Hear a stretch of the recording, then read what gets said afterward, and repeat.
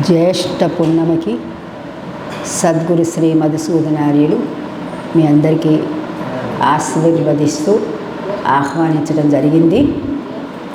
So ఆయన దయా విశేషం వల్ల మనమందరం ఈరోజు ఇక్కడ మనం సత్సంగానికని వచ్చాం. చాలా సంతోషం. మీ అందరికీ కూడా గురువుగారి ఆశీర్వచనాలు. ఇక్కడున్న వాళ్ళని యోగులని పిలవాలా లేక భక్తులని పిలవాలా? భక్తులకి యోగులకి ఏమిటి తేడా? భక్తులకి యోగులకి, కొంతమందిని యోగులు అంటాం, కొంతమంది భక్తులు అంటాం. అదేదో కాస్త మీరు చెప్తే బాగుంటుంది. ఇక్కడ యోగులు ఉన్నారు, భక్తులు ఉన్నారు కదా. లచ్చవ్వ నాదు గురుడు నన్ను యోగి కమ్మని అని పాడతావు కదా. సో అదేంటి తర్వాత నిన్ననే మనం సద్గురు మధుసూదనార్యుల ప్రవచనం వినటం జరిగింది రాత్రి. ఆయన ఏం చెప్పారంటే, ఎల్లప్పుడూ సత్సంగంలో ఉండాలి. ఎల్లప్పుడూ అంటే సమయం దొరికినప్పుడల్లా, వీలు దొరికినప్పుడల్లా సత్సంగంలో ఉండమన్నారు ఆయన. అప్పుడు మాత్రమే నీవు అనుకున్నది అంటే ఆ పరమాత్ముడి యొక్క కృపకి నీవు పాత్రుడవటమే కాకుండా అంత్యకాలంలో ఆయన్ని చేరేటటువంటి అవకాశం ఉంటుంది. సో మనకు సమయం దొరికినప్పుడల్లా సత్సంగంలో ఉండాలి. ఆయన ఏం చెప్పారంటే, సమయం దొరికినప్పుడల్లా మామూలుగా కూర్చుని మన గృహానికి సంబంధించిన లేకపోతే మన జీవితానికి సంబంధించిన ముచ్చట్లు చెప్పుకోవటం కాకుండా ఆ పరమాత్ముడు తత్కథనం తచ్చింతనం అంటే ఆ పరమాత్ముడి దగ్గరికి వెళ్ళటానికి ఉపాయాలేంటి, ఆ యోగులు నడయాడినటువంటి విశేషాలేంటి, లేకపోతే వారు ఎటువంటి కష్ట నష్టాలు ఎదుర్కొన్నారు, ఇవన్నీ కూడా మనం ఒకసారి చింతన చేసుకుని వాళ్ళు నడిచిన బాటలో మనం కూడా నడవటానికి ప్రయత్నం చేస్తే మనం తప్పకుండా మన గమ్యమైనటువంటి సాయుధ్యం, సామీప్యం, సాలోక్యం, సాయుధ్యం మొదలైన వాటిలో ఏదో ఒకటి పొందగలం.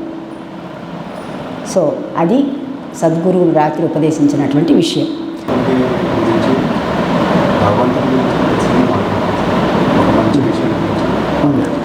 మంచి విషయం ఏదన్నా ఒకటి చెప్పండి. మరి ఇప్పుడు ఊరికే మీకు మెదడుకి మేత అంటే మెల్లగా ఆలోచించండి. రాత్రి దాని గురించి మాట్లాడదాం. సత్సంగం గురించి మళ్ళీ మీరు మొదలు పెడితే దాని విషయం మాట్లాడతాం. ఈ లోపల మీరు ఆలోచించి సత్సంగం విషయం చెప్పే లోపల నేను ఇంకొకటి చెప్తూ ఉంటాను. సాధువులు ఇప్పుడు మనం కృష్ణ పరమాత్ముడిని, రాముణ్ణి, అవతార పురుషుల్ని చాలామంది చూశాం కదా. ఈ అవతార పురుషులందరూ కూడా మనకంటే 1000 రెట్లు కష్ట నష్టాలు జీవితంలో ఎదుర్కొన్నారు.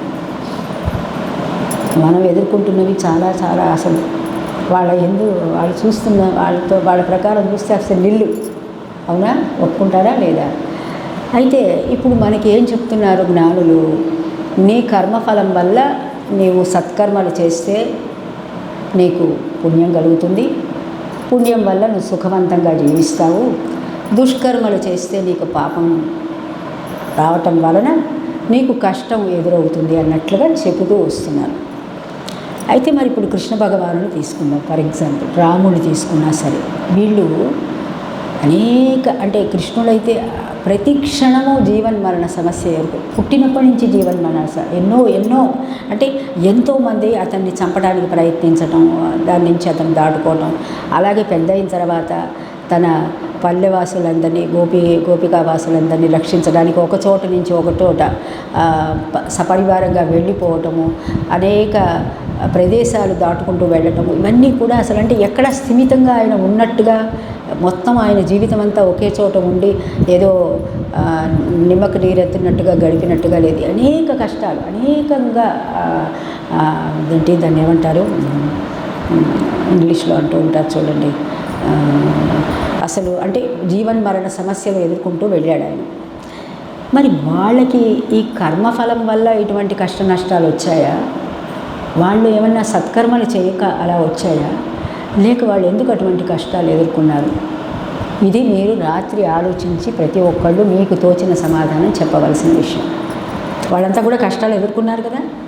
వాళ్ళ సంతానాన్ని, అసలు ఇప్పుడు అర్జునుడైతే సంతానాన్ని కూడా అత్యంత ప్రియమైనటువంటి కుమారుడు వెళ్ళిపోయాడు. అభిమన్యుడు, ద్రౌపది కూడా చాలా దుఃఖించింది ఆ సమయంలో. సో సుభద్ర తల్లి అనుకో, ద్రౌపదికి పంచపాండవులు, ఉప పాండవులు వెళ్ళిపోయారు యుద్ధంలో. సో ఇలా వాళ్ళే కాకుండా కృష్ణుడు యొక్క సాంబుడు కృష్ణుడు కొడుకే. కృష్ణుడు కూడా అనేకమైనటువంటి కష్టాలు, దుర్భరమైన కష్టాలు, అసలు పుట్టడంలోనే జైల్లోనే పుట్టాడు ఆయన.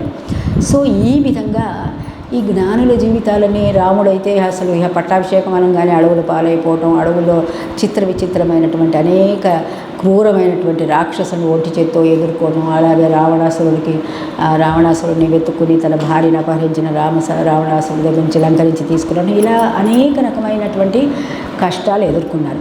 వాళ్ళ కష్టాలతో పోలిస్తే అసలు ఇప్పుడు మనం పడుతున్నటువంటివి అది కష్టము అనుకోవడానికి మనం సిగ్గుపడాలి. ఏమండి, ఒప్పుకున్నారా? ఆంజనేయులు ఒప్పుకున్నావా లేదా? మనం ఇప్పుడు పడుతున్నది కష్టము అని చెప్పుకోవటానికి, ఇది కష్టము అని అనటానికి, ఇది కష్టము అని దీనిని డిస్క్రైబ్ చేసుకోవటానికి మనం సిగ్గుపడాలి. అవునా కాదా? ఒప్పుకోవట్లే అందరూ. మీరే ఎక్కువ కష్టం, మీరే ఎక్కువ కష్టపడుతున్నారు కదండి. ఎంత కష్టం వెళ్ళదీస్తున్నామండి మనం, ఎంత కష్టం వెళ్ళదీస్తున్నాం కదా. అవునా కదా? ఎడదీయట్లేదా? అదేంటండో విచిత్రంగా ఉంది సమాధానం. సో ఎవరిని అడిగినా దుఃఖము కష్టము. రాత్రి సద్గురువులు చెప్పినటువంటి విషయం, సద్గురు మధుసూదనార్యులు ఎవరిని అడిగినా ఒక పెద్ద దుఃఖగాథ. నేను వెళ్ళదీసినంత కష్టం ఎవరు వెళ్ళదీయలేదనే చెప్తారు కదండి. అందరి జీవిత చరిత్రలు, ఆటోబయోగ్రఫీ ఒక్కొక్కరిది రాస్తే లచ్చమ్మది ఉంది, భూలక్ష్మమ్మ ఉంది, అది బాలకృష్ణ ఉంది, కుమార్, వరదరాజులు, వేణు, మర్చిపోయా, వినయ్, మరి ఆంజనేయులు ఏమిట, మధు అయితే ఎప్పుడు బబ్బా అంటూ ఉంటాడు. మగ్ధంపూర్ మధు పాడేంత కష్టం ఎవడు పడలే జీవితంలో. ఇవేమిటి, ఈ కష్టాలు ఏమిటి? మరి వాళ్ళు ఈ తేడా ఏమన్నా ఉందో? రెండు ఒకటే కష్టాలు. వాళ్ళు కూడా బోళ్ళు పాపం చేస్తుంటారు కదా, రాముడు కృష్ణుడు. పాపం చేయటం వల్ల వాళ్ళకు కూడా కష్టాలు వచ్చినాయి. ఏమిటి ఇది? కాస్త సాయంత్రం నాకు అర్థం కావట్లేదు, సాయంత్రానికి మీరు ఆలోచించి చెప్పండి.